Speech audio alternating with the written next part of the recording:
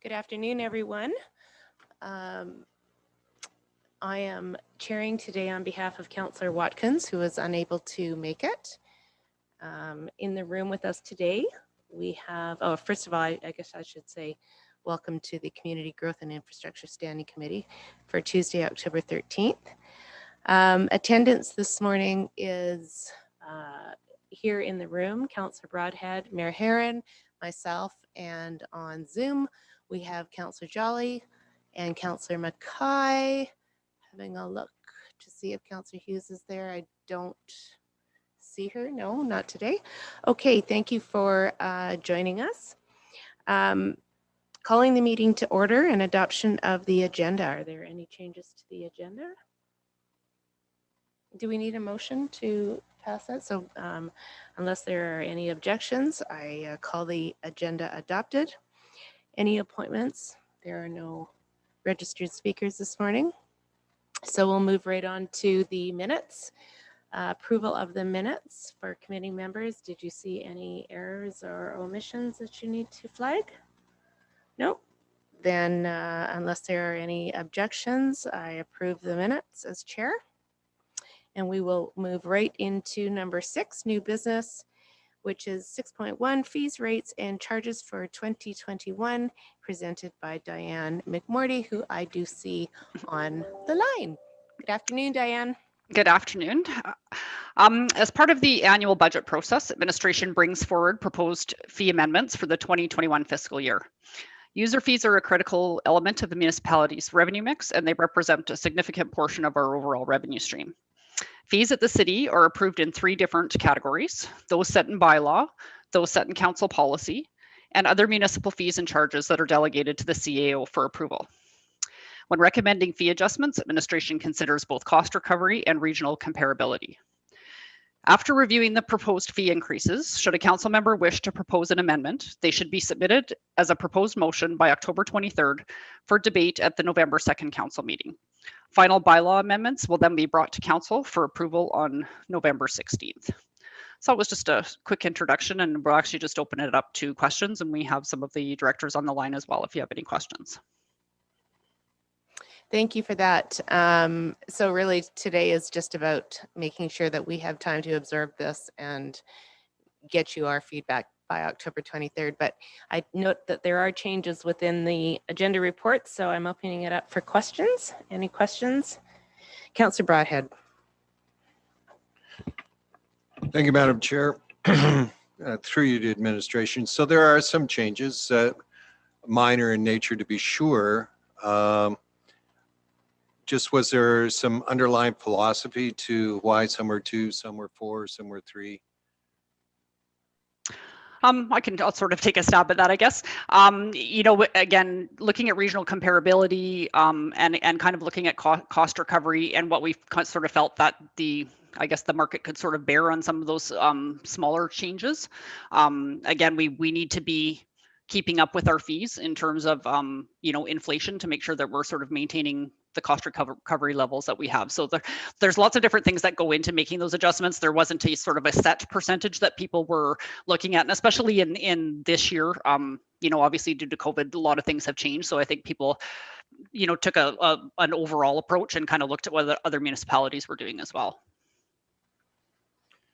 Okay, fair enough. I certainly don't have any concern with what's going on here. I mean, they're minor in nature to be sure.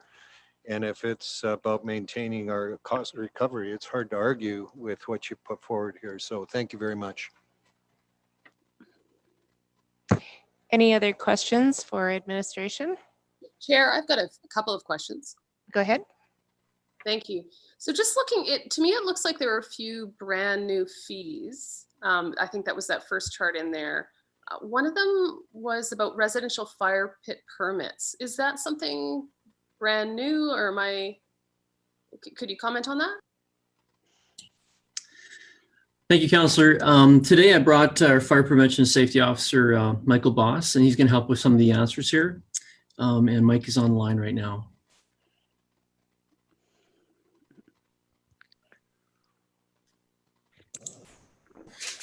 Yeah, thanks, Bernd.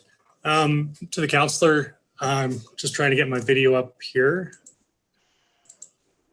There we go.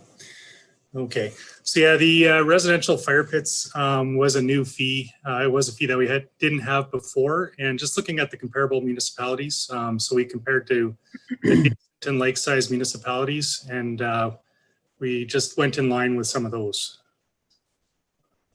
Okay, and that fee, that's kind of meant to cover the cost of kind of your guys checking them out and making sure that they meet our requirements. Is that the idea behind that fee?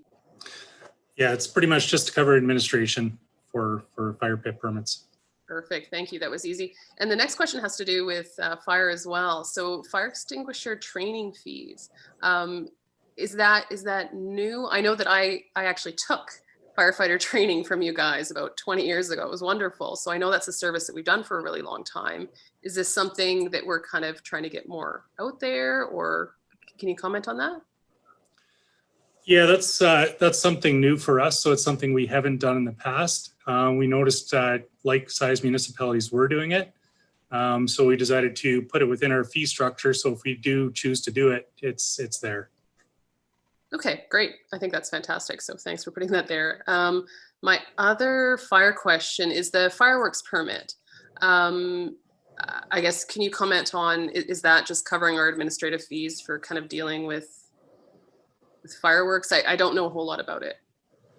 Yeah, typically our firework permits are for larger events. So yeah, it is basically administrative. Okay, that's easy. My next question is, I don't think fire. There's a new fee for nuisance on private property. I don't know what that is. So is there anyone in the room that could explain that for me? So Councillor Jolly, I'm presuming that might relate to our pest management practices. Indeed, that is a structure to allow us to back charge when we are asked to deal with pests, et cetera, on private property.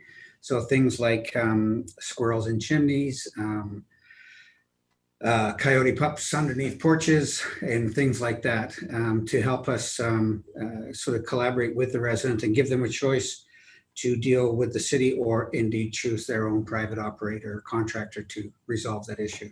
Okay, great. That makes a lot of sense. And I don't know if this is a question for you or for legal. Where do we keep our definitions for nuisances on private properties? Like, is that in the land use bylaw or? Yeah, sorry, unfortunately, I'm not able to answer that if we do have legal on the line. We'll probably have to get back to you on that. I'm not sure that we have legal on today. Okay, thank you. I guess my question is just, is that, how do we enforce that if we don't have a definition? It's kind of my question having to do with that. And then my last question is about the special event food truck annual permit. And is that instead of a business license? Is that kind of the idea behind that, that fee?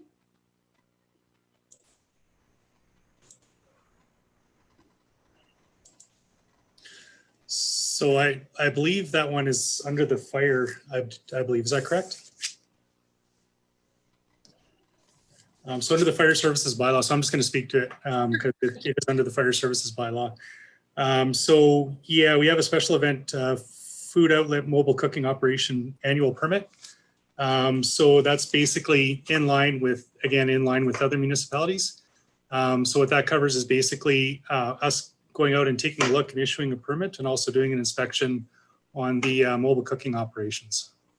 Oh, okay, so no grease fires in the middle of a park kind of thing. Okay, that makes a lot of sense. That's all I have. Thank you very much. Thank you, Councillor Jolly. Any other questions, Councillor Mackay? Yeah, just one arising out of the conversation that just occurred. So in relation to when we're talking about some of these, I'm going to go back to fire again and around inspection fees, and some of them that are just being captured for the first time. So just for clarification, the one around the request for attendance at special functions outside, what are we talking, like school events, or like, I mean, let's say we have Arbor Day where we have firefighters show up. Or are we just talking specifically in relation to inspections? Yes, and that's more in relation to kind of the one-offs. So similar sized municipalities, they may have concerts or different things like that occurring where they do actually request fire attend. So, I mean, certainly, so is it still up to the discretion of the fire department if they get a special request to attend a school or Arbor Day? The school doesn't have to pay the $150 an hour or whatever the fee is? Yeah. No, that's correct. Yeah, if it's, they request us to go to Arbor Day, good example, the on-duty crew would go and support that without charging. Yeah, I just wanted some clarification in relation to that. And I support the fact that, I mean, it's interesting that this is something that we were not capturing before in relation to some of these new fees proposed for 2021. So I don't see a problem with any of these adding. I was actually quite surprised when I put them on. Ms. Mcmorty, are we comparable then in relation to what we charge our fees? Or like, are we equal, or are we lower than what would be in the region, or are we just about in the middle? I would actually have to kind of leave that almost up to each director who's kind of responsible for those fees to speak to that, because each person sort of does their own expertise in their areas. Okay. The only other thing I just wanted to mention to council as well is so typically the fees that you would see under the CFS 16, so the ones that are delegated to the city manager. Everybody has updated their fees with the exception of recreation and parks, and I think it was talked about in the agenda report. We felt just because that was the one area that was so deeply impacted by COVID, we really wanted to kind of wait to see kind of what was happening in the rest of the region in terms of fees. So we'll be looking at doing that fee review in sort of January, February-ish time, because those fees typically the increases don't take effect usually until September anyways. So we wanted to take a closer look and not sort of make any quick decisions on that one. So we'll be making those probably in the May budget adjustment if there's going to be any kind of fee increases. Okay. One thing that I was searching for, and I don't know, Adrian, and correct me if I see your name on here and I'm not sure. Do we have a fee for like Airbnbs? Right now, it's not a use in the land use bylaw. So we would have to make that amendment on a motion in relation to that then, hey? Yeah. Okay, that's just something I just see that other municipalities are starting to recognize with some of the challenges that these properties are causing in their communities. So I think maybe it's time. Pardon me, go ahead. I was just gonna say, we've probably, in the last 2 years, maybe we get 1 or 2 cases a year where the neighbors complain, and then we have to look after it a little bit more. But it is something that we're, seeing more of our neighbors start to add fees or uses for short-term rental. Yeah, thanks. Might be something we can look at. Maybe something will be coming your way soon. Anyways, thanks. I appreciate it. That's all, Madam Chair. Thank you. Did you have a question? Councillor Broadhead. Thank you. Adrian, did I hear you correctly that it's not part of the land use? So we actually don't have Airbnbs in St. Albert? Just clarify that. We know that there are a few Airbnbs that exist. Our land use bylaw doesn't distinguish between short-term and long-term right now. It's something that we're looking at, but we don't have any regulation right now that stipulates between the two and any regulations and mitigations. So it is something that we're looking at, but we just we don't have it yet. Fair enough. Thank you. Are there any further questions? No, great questions. Would a member of committee like to bring forward the recommendation? Councillor Broadhead. Thank you, Madam Chair. That the Community Growth and Infrastructure Standing Committee recommend to Council as follows. 1, that the proposed fees, rates, and charges shown in the attachments entitled Fees, Rates, and Charges established by bylaw, Council Policy C-IS-02 Fees, and Council Policy C-FS-16 Fees and Charges to the October 13th, 2020 agenda report titled Fees, Rates, and Charges for 2021 be received as information. Secondly, that a deadline of 12 noon on October the 23rd, 2020 be set for council members to submit requests to the Director of Finance and Assessment for amendments to the proposed fees, rates, and charges, and that all such requests be expressed in the form of proposed motions brought to council for consideration on November 2nd of 2020. And third, that a bylaw to amend the master's rates bylaw and the bylaws referenced in Schedule 12 to Council Policy C-FS-16, reflecting any motions passed on November 2nd, 2020, be presented to Council for consideration of 3 readings on November the 16th of 2020. Thank you. I accept that. Do you have any opening comments? Well, this is an activity that's before council annually in terms of taking a look at our fees, rates, and charges and what we will consider them to be for the coming year. And what administration has done this year is given us an opportunity as councillors to propose changes, and they're to be submitted by October the 23rd. Thank you. Anything else? Nothing here. I'll just say thanks for putting this together and ensuring that we're in line with other municipalities. I also think it's great that you're holding off on parks and recs given the year that they've had. That's a good idea, and we'll have to just revisit that as we go, I think. So appreciate that. Anything else to close before I call the question? Nothing further. Okay. Calling the question. All those in favor? And that is carried unanimously. Thank you for that. Moving on to, sorry, let me just, 6.2, audit management recommendations. Today that's presented by Brenda Barkley. Who, do I see Brenda? There you are. Hi. Yeah, I'm here. Great. Hi, Brenda. Hi. Go ahead. Thank you. Good afternoon, committee members. This audit management report is an annual report to give an update on administration's progress on the 2019 audit recommendations from KPMG. During the 2019 audit, there were 3 areas identified as recommendations for improvement. The first area identified was implementing a purchase order policy for purchases with a defined dollar threshold. Administration is updating its purchasing directive to ensure all purchases over $5,000 have a minimum of 3 quotes and a purchase order is created. The second recommendation was to enhance the capital carry forward report process for all projects with significant variances. At year end, administration will be implementing a reasonability check for all project outstanding liabilities, as well as extending the accounts payable accrual deadline. And the third recommendation was to improve the deposit liability monitoring process.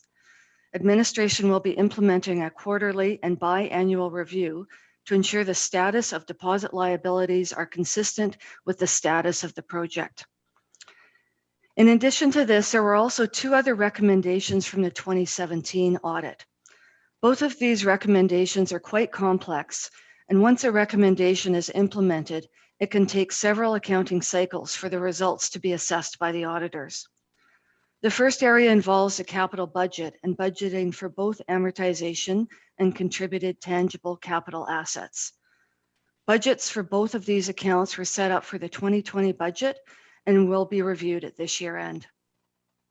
And the second recommendation was to require developers to provide costing information on contributed tangible capital assets. This costing requirement will become part of the city's engineering standards, and that will be updated in the 2021 season. So we value KPMG's comments, and we've taken considerable work to address these recommendations. So this concludes my report, and I will take any questions. Thank you. Thank you, Brenda. Any questions for Brenda? Seeing none. So in terms of, so I'll just jump in. Brenda, is there anything really outstanding? I think we've been talking about the purchasing orders for a little while now. So is it safe to say that you've been able to sort of check all the boxes off for KPMG and things are moving along? Anything outstanding that we need to be considering? Not at this point. No, we're making, pretty good progress considering this past year, trying to keep all the balls in the air. But, I'm happy to say that we are moving forward on them. So KPMG at the interim audit in November will be reviewing our progress as well as this report to see that it satisfies their requirement. That's great. Okay. Appreciate that.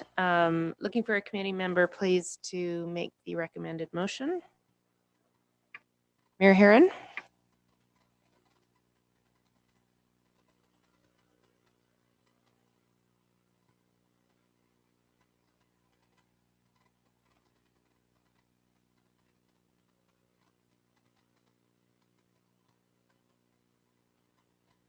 Could you hear that? Did you have your? I didn't turn my mic on.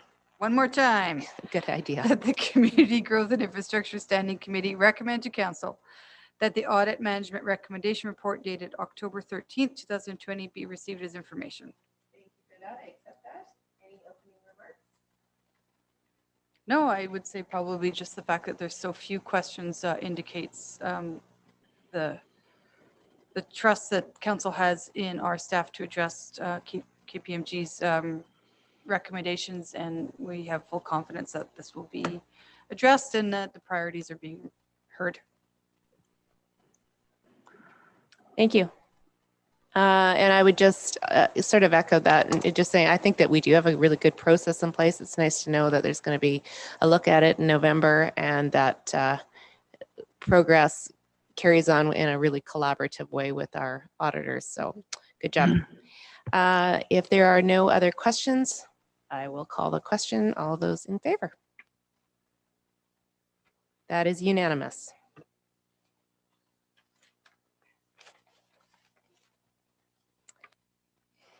And our third item to be talked about today is the temporary reductions of transit service levels update, and that is presented by Mr. Lake. Welcome, Tony. Thank you. Appreciate that. Presentation will actually be presented by Ettore. Ettore and Dustin Creviston have been reworking our transit operations 6 ways to Sunday since we last met with council. And my role has been pretty minor, just in terms of cautioning, coaching, and cajoling them to come up with this hopefully practical scenario that we present to council today. So I will ask Ettore to run through the agenda report and then answer questions. And we do have a small presentation if required at the end of the agenda report review. Thank you very much, Tony. Good afternoon, everyone. So I'll talk about the temporary reductions of transit service levels. And we have a recommendation before you that the Community Growth and Infrastructure Standing Committee recommends to Council that the 2021 budget reflect an estimated 295 hours per weekday through to August 31st, 2021, and an increase of an additional 77 hours per day, making it 372 hours per day between September 1st and December 31st, 2021. So the purpose then of today's report is to inform Council of St. Albert Transit's planning principle of incremental growth and ridership through the first 8 months of 2021, and then a return to full service in September of 2021 based on the assumption that post-secondary students will return to on-campus learning. And also to inform Council that the recommended remedies to accommodate ongoing incremental ridership growth, route revisions necessitated by the relocation of the Village Transit Center to the Naki Transit Center, increasing the consistency of meeting our approved transit service levels while maintaining sound fiscal practices during the current pandemic, and to provide Council with some financial information to be considered for the 2021 budget cycle. In terms of alignment to council direction or mandatory statutory provisions, if you recall, back on April 14th of this year, council passed the following motion, AR-2145, that as of April 27th, transit operations would convert to a modified transit schedule for weekday operations in response to the reduced ridership presented by the COVID-19 epidemic, very similar to the weekend and holiday schedules that we would normally operate. And that transit administration continue to monitor that ridership and report ridership statistics to the Emergency Operations Center on a weekly basis to look for and gauge opportunities to resume normal full service or conventional scheduling. Some background and discussion. Since the implementation of the revised modified schedule, ridership has fluctuated at the very beginning when we reduced service levels back in April, and it has slightly increased incrementally since then. In September of 2020, the primary transit center was also relocated from the Village Landing Transit Center to the Naki Transit Center, and this required route revisions as reviewed by council back in January 13th of 2020 of this year. The revised routings avoided an expenditure of 1.15 million in increase due to the extended location of the new transit center, and staff worked within the required travel times to make this work, which was, for example, 30-minute headways, 15-minute headways, and 60-minute frequencies. And by doing this, we avoided any additional resources that needed to make this move from the Village Transit Center to the Naki Transit Center, and we avoided that $1.15 million increase. The new route restructure did come into effect in late August, August 30th, and despite adhering to our service standards and transit policy, we did get several resident concerns which were submitted to council, but these types of concerns were as predicted back not only in January of this year's presentation, but we also expected that moving in such a large scale from one transit center to another transit center, that those folks that enjoyed being so close would potentially complain about the move, and that in fact has happened. To ensure council is fully aware of transit administration's recommendation to address residents' concern and provide some financial context for any service level changes, operating scenarios have been developed. Transit confirms that all measures to address the various concerns presented by the residents, if we don't manipulate the system, will increase in expenditures, and transit really, we are unable to predict any offsetting revenues as a result. It is anticipated that St. Albert Transit can resolve the majority of the customer concerns with only slight adjustments, as I just mentioned, to manage towards the end of this year. In terms of what are the implications of these recommendations, there is a table. And if you look at that table, so for 2021, between January 1st and August 28th, we're recommending weekday service hours at 295. And the 295 weekday service hours represents what we would currently be operating as of October 25th of this year. The operational and contract costs per month would be about $767,000. This does represent a 0% increase as of October 25th of this year. So basically, we'll be operating the same amount of weekday hours between January of 2021 and the end of August 2021 as we are currently operating as of October 25th of this year. The total cost for that period between January 1st and August 28th is approximately $6.1 million.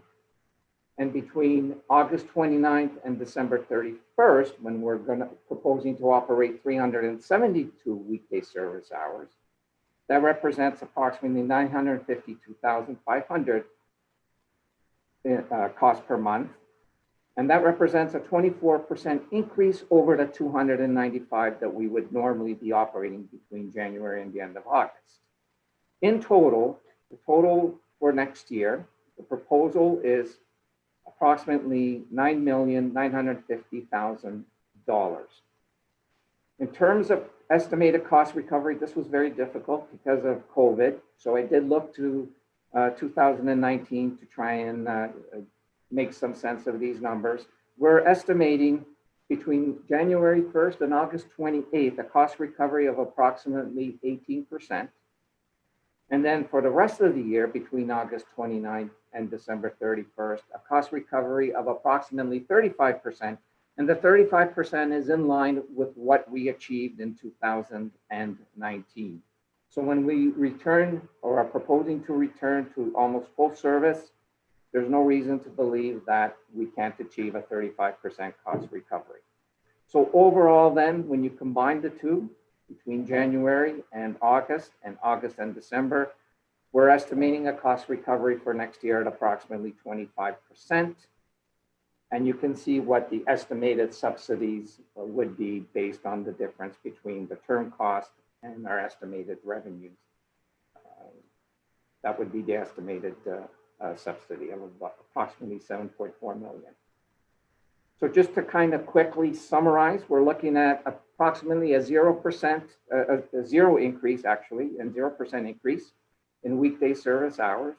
We're proposing to keep the same weekday service hours, 295, that we're proposing for October 25th of this year. For between January 1st and August 29th of next year, and then through September and the end of December, 372 weekday service hours. And if you go back and look at our pre-COVID service levels and what that cost was, we're looking at maybe saving approximately, and I've revised the number slightly, between 1.6 and $2 million over that pre-COVID cost. And the only reason that was revised is because there are 2 annual contract increases within that budget cycle for 2021. The program or service, the recommendation is provided to enhance customer service opportunities, reduce submissions of concern to council while minimizing financial loss. In terms of the alternatives and the implications that you might want to consider, if council does not wish to support the recommendation, the following alternatives could be considered.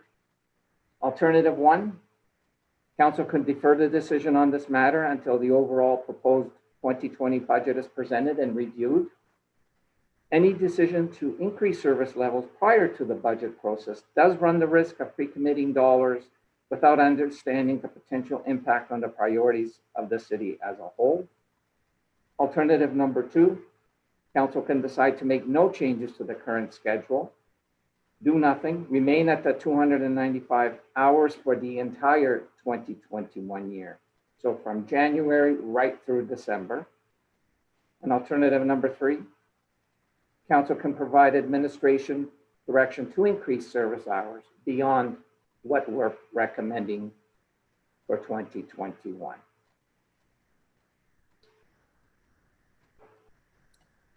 So thank you, Ettore. I would like to just highlight for the committee that while the presentation focused on October 25th forward, we are cognizant of the fact that the end of August switch to NAGI and the requirement for reroutes of many, for rerouting of many of the loops that we've got, there was concern by residents, which indeed were passed on to council. So we have increased, we intend to increase from what we previously had, but we couldn't implement the increase until October 25th. So it's with this increase to 295 on October 25th, where we expect to resolve the majority of the concerns that council experienced from the first transition to the new transit center.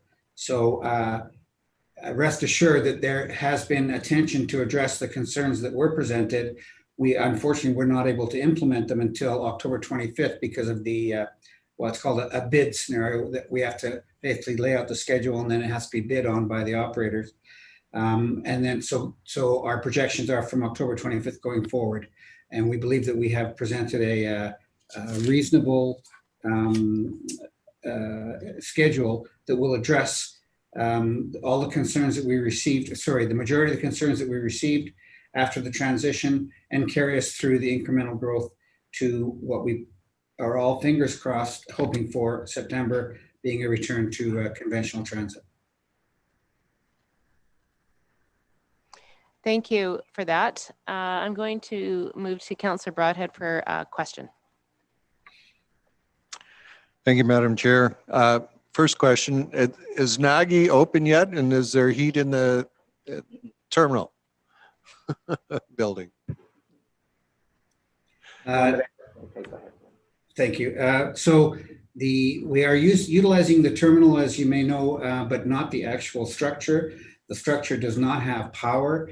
The power needs to be applied to the building to finalize the commissioning, and essentially for us to take over the facility from the contractor. So at this point, we do not have power, but we do have, I believe, 6 shelters there, and so ways to get out of the wind, so to speak. But at this point, we're anticipating not being able to take over the building until about the end of October. So hopefully before the snow flies. That is our hope also. All right, thanks. Getting back to your report. So you anticipate, according to this report, going back to full service as of a university opening next fall. Have you been given some indication from the university that they'll be moving back into in-person education happening then? Is that a hope, or is that, have you gotten some sort of indication to that effect? We have not received any formal expression of intent, but we do share that aspiration with post-secondary. Okay. So if the worst happens and we're still sort of distance learning, what would be your plan then for next September? Would it be to stay at 295 or? Well, indeed, we would have the opportunity then, depending on the rate of incremental growth that we are seeing, to come back to council and suggest a moderate increase in between full service and our 295. So I think that basically what we're trying to do here is provide a bit of a picture of what we hope it will be. We needed to have some foundational planning principles, which is incremental growth, return to normal in September. And I say normal, post-secondary is our major contributor. So if post-secondary starts to go on campus, then we can be assured of a relatively conventional service provision. But indeed, we can adjust within the confines of our signups or our bids. We can adjust service hours as required, pending the rate of incremental growth and the format of what post-secondary return to school may look like. Maybe it's only 50%. I guess at this point we're unsure, but we wanted to give you a total picture of what we would hope it will be, and within that picture we can reduce based on what we're actually seeing with appropriate notice to council. Okay, fair enough. And so your bid process did that take place in July? Is that when that, like, how far in advance of the actual operation does the bid process kick in? Our contract with our operator, we need a 6-week notice window to arrange a restructure of the service provision. Okay. So in light of that, we'll be making decisions around September of next year at the end of July, correct? That's correct. Middle of July. All right. Thank you, Madam Chair. Any other questions? I'll ask a real quick one based on something Councillor Broadhead just asked. Tony, so you said the word incremental a couple of times in there, and so looking back on the chart, it goes from 295 to 372. I just assumed that 372 was going to be the number we flipped to in September 21. I mean, assuming or hoping that things would kind of go back to relative normal. Are you, but you said incremental, are you thinking that we'll be sliding up throughout maybe the year, or that we have the capacity to potentially increase hours to meet demand, or is it just one or the other? Well, at this point, we're proposing to work within the 295 for 8 months and then have the ability, based on this financial projection, to go to 372 for the last 4 months. And indeed, the 372 in reality is slightly less than our conventional 400 hour, but it's something that we believe we can work through with the new route restructure and, well, obviously pending whatever results or whatever acceptance at post-secondary format that takes on. Right. So for somebody that's naive in relation to weekday hours, I mean, and potentially because we run a loop system, we just can't just willy-nilly add another, 10 hours or 20 hours based on, and I use the term willy-nilly, and I'm far more serious than that. But I mean, there has to be some other thought behind adding hours to our services. We just can't just add a 5-hour weekday limit just because. I mean, there's other major implications, I'm assuming. Is that correct? Is that a safe assumption? 100%. It's from a metaphor perspective, it's very much like those domino YouTubes you see where you set one thing off and it affects 100 different things. So definitely deliberate consideration needs to occur before any increases or changes, rather, are made to the schedule. We do have some flexibility, of course, pending things like expanding our on-demand service, which has taken the place of Dial-A-Bus at this point. So, but for thumbnail assessment, basically each time we add a bus, it's another $80,000 a month. Like it's really a significant change to our program. So we've tried to reflect something that considers our current ridership with what we perceive to be the incremental growth, and again stay within the confines of our fiscal reality at this point. So yeah, no, thank you. That's actually good background information to have in relation to costs. You raised on demand. How's that progressing? How is that working out for us? It's working exceptionally well. The number of complaints have virtually disappeared. We've got a degree of familiarity with our users on it now, and they've also made some enhancements to the app itself to contribute to a greater ease of use. So we're very happy with it. We're not committed to this particular program right now because we're still evaluating it as a pilot, and we are working with our regional partners on the systems that they're using. Edmonton's gone to a huge on-demand program now, so we're talking with them also about the potential to learn from them. So it's going well is the short answer. Thank you. Yeah, no, thank you. And just thank you and if you can pass on all your thanks. And Tora, thank you very much for the presentation. Thank you.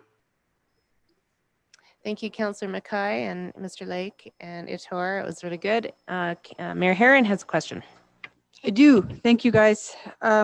Couple questions, and I'm trying to say we did have an in-camera presentation, and that we said that this should be public, but it was slightly different from what we saw today, because I believe we were given some more options in that in-camera presentation.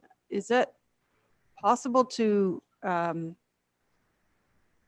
hold off on any decision today until we can see those? I don't have a copy of it that was even done in camera, so I don't know if you can share it to us after today, but there were some middle ground options there that I think I would have preferred, especially since after that presentation we had in camera, we found out our allocation for transit subsidy, which is in the $700,000 range, and I thought we could use that money to increase our service hours, or maybe increase the on-demand. I don't know, but $700,000 was specifically for COVID response for transit, and I feel like we should be targeting that money to increase services. So maybe it's for you, Mr. Scoble. It's kind of hard to make a decision when what I was presented that day and what I see today are very different.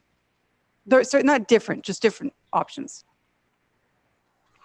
Well, I guess what we could do is just this report goes on to council, and I'm not sure how we normally handle a motion or whatever, just to include that supplemental information you're asking for in the report to go to council. Sure. So I can't remember what the recommendation was today, but the recommendation today is to keep it at 295 hours for the next 8 months, essentially. And I'm not sure that I want that until I see the other recommendations or the other options. You know what I mean? Mayor, good points. Alternative one, two, actually, I was looking at make no changes to the current schedule, do nothing, remain at 295 hours for the entire 2021 year. I don't, maybe that doesn't accomplish what you're trying to,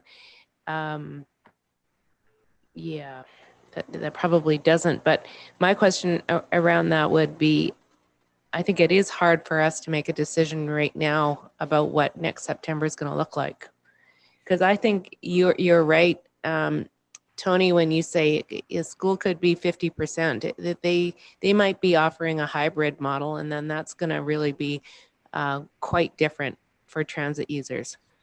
I don't feel very comfortable today in just launching into a fixed number for September of next year, and we really don't know. But would you like to change the recommendation? We haven't read anything in yet, so nothing has been accepted. That's to Mayor Herron? Yes. Okay. So I just wanted to suggest that we have presented what we as transit providers believe to be a reasonable schedule, considering all the variables.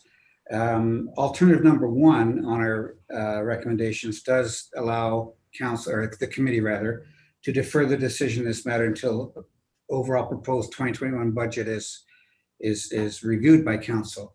Because indeed, any consideration for increasing over the service level that we are currently recommending will be an increase in costs. There's no question about that. And whether or not you want to consider that in addition to some of the other programs and services that the city provides, we have tried to reflect what we believe to be a reputable transit service without affecting the other programs and services as best as possible. So you can, alternative one does appear to let you defer this until you have program information from the others. And indeed, if there's some room in there, you could obviously easily recommend an increase in service hours. What we're suggesting to you is these are the service hours we'd be proud to provide within the current confines of fiscal restraint.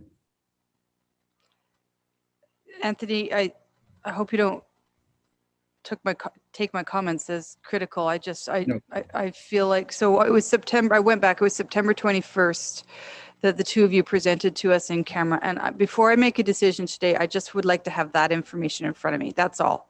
That's all I'm asking for. So maybe that's my motion. Yeah. You know, to defer the decision until we have I get that what you're presenting is your best recommendation, and that might very likely be what council goes with. But there is this new information of this transit subsidy funding that came to us, and I'd like to use that to increase service hours. That's all. So maybe I should draft a motion to see that. Yeah, I think you should. You should give us 2 seconds. Yeah, we're just gonna take a breather here for a minute while Mayor crafts a motion.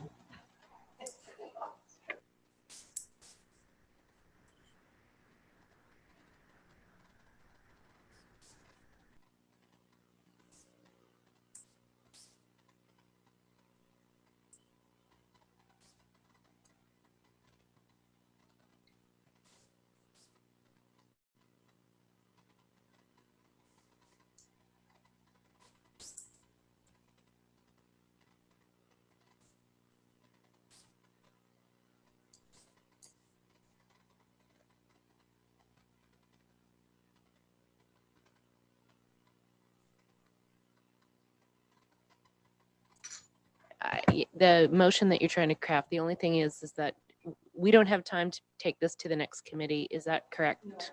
Right, because we're coming up on budget. So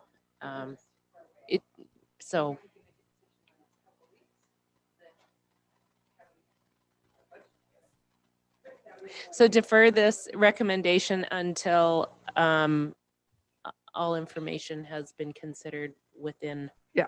uh, Tony, how does my motion sound if I say we defer the decision on this matter?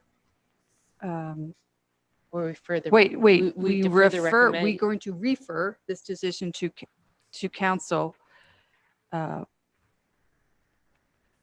Until new funding has. Yeah, been until the September 21st in camera options are presented to us. Renee's doing a better job at this than I am. Yeah. Councillor Mackay, I can see you're needing. Well, I'm, if I got that as administration, that would just frustrate me. Yeah, I'm trying, and I agree. That, I mean, sorry, Tony, for talking over you there, but did you have a suggestion? Well, I think what I'm hearing is, regardless of the fact that we have a certain increase in expenditures with other options, we should at least provide them to council so that they can see them as considerations and then choose to accept or reject. So rather than referring back to a previous presentation, what we can do is provide some service hour scenarios similar to what we provided in the past, which is typically, it's probably going to be 310 hours, 327 hours, and then 295, then 372, and then 400 hours, and you'll have that range. The dilemma with that process is converting that into what you see as resident or ridership satisfaction. So that's a difficult bridge to make. You can't. It's not a linear association between the hours and customer satisfaction is the dilemma. There's no question there's increased options, which generally refers to a greater level of satisfaction with our service. But to what degree and to serve how many is difficult to portray. It's easy for us to portray contract hours and the costs associated. It's difficult for us to portray revenues associated because the incremental growth is very subjective.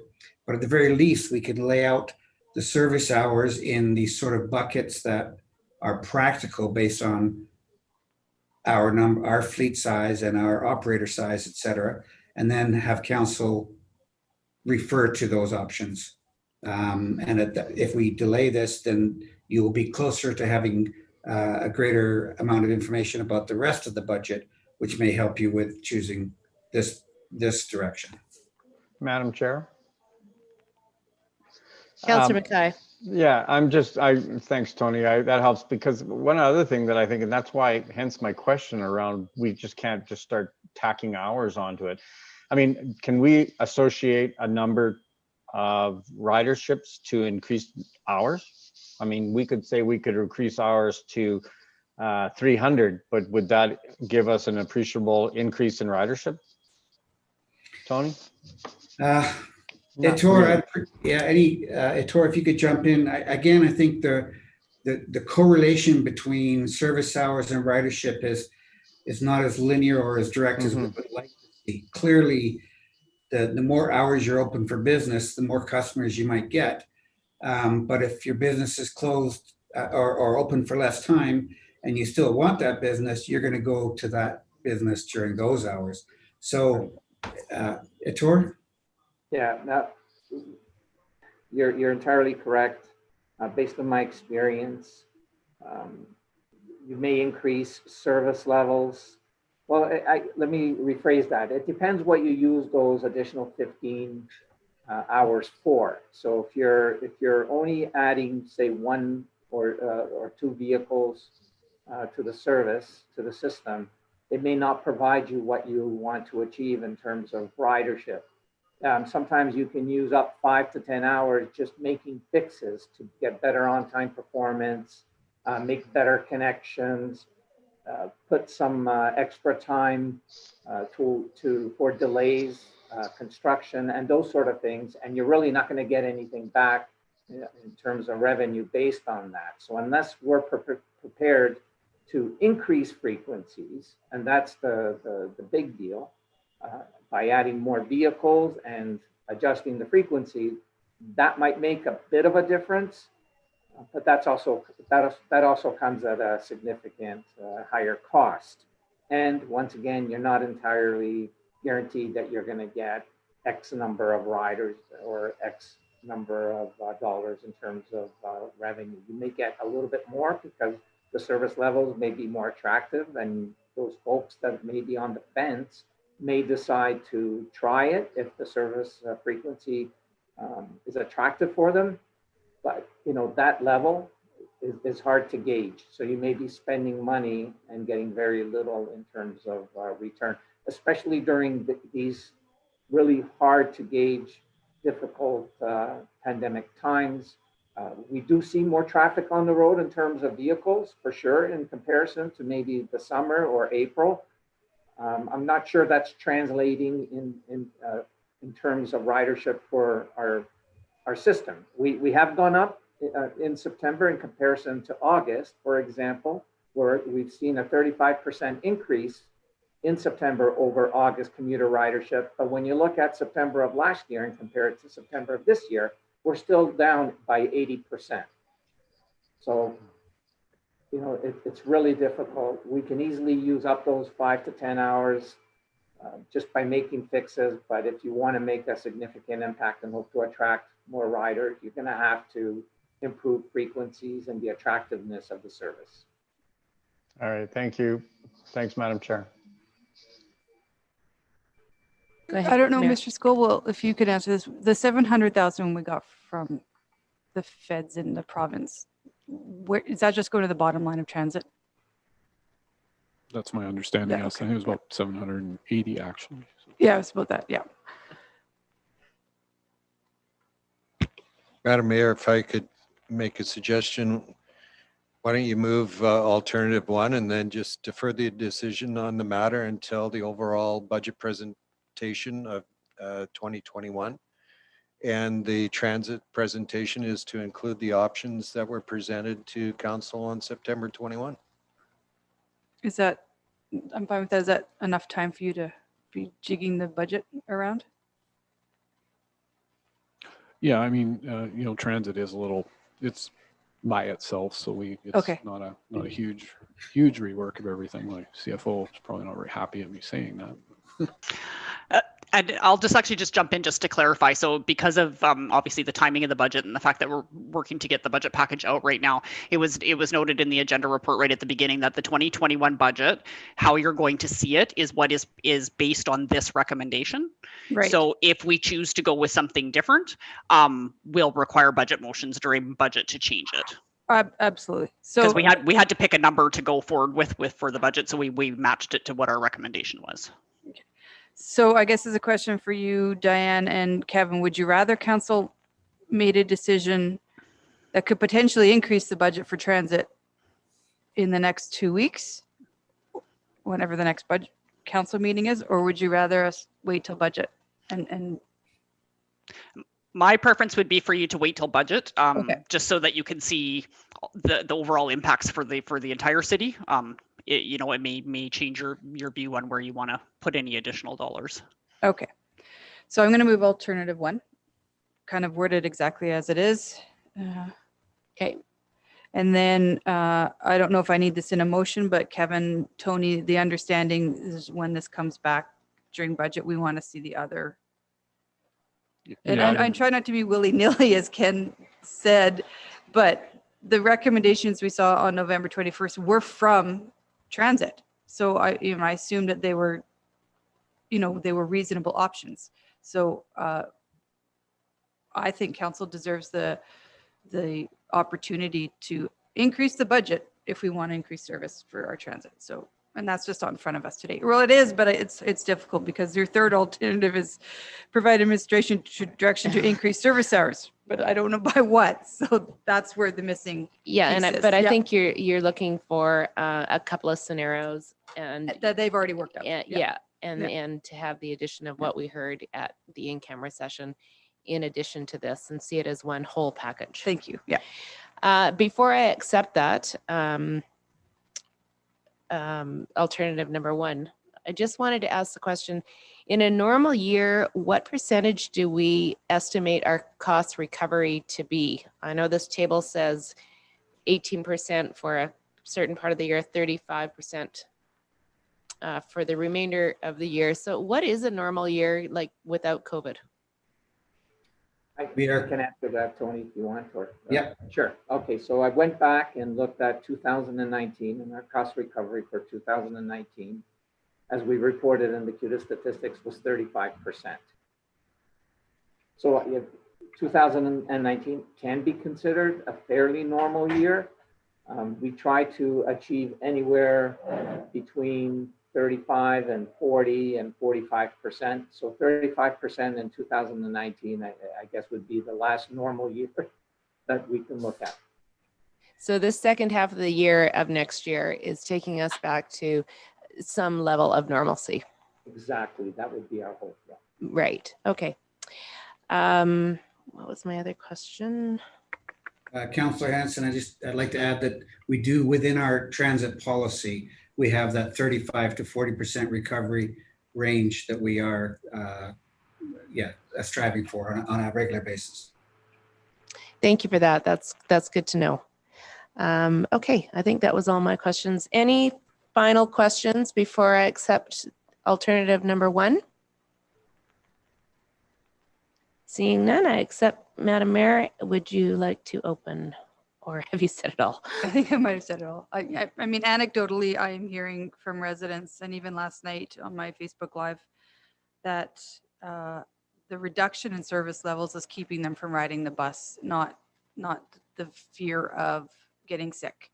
So it's a chicken or the egg that, you increase the service level and you might get the ridership, but then if you know what I'm saying? So I think as we move forward, we're going to have to start going back to pre-COVID days and providing a service. And I like the incremental ideas. Maybe it's 9 months of increments, but I think council just deserves the opportunity to figure that out. Nothing further. Thank you. Anybody else? Okay, that's and I'm guessing that's an open and a close. So I will call the question on our alternative number 1.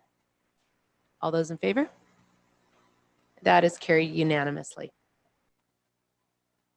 Thank you so much for your time. And I think, as Mayor Herron said, this wasn't a critique at all of the report, because it was very good. And it provides us a look into the future that we're a little bit uncertain about. But with a little bit more information, we may be able to provide an even better service, which may draw people to transit. So I think it's worth exploring. So thanks so much for your presentation today, Ettore and Tony. Thank you. And Diane. Thank you to the committee. And indeed, criticisms are welcome. Accountability for what we're presenting to the residents is key for all of us. So much appreciated. Thank you. Oh, we're just striving for the best, aren't we? Yeah. Okay, that's it for committee today. I'll move to adjourn. Right. Thank you.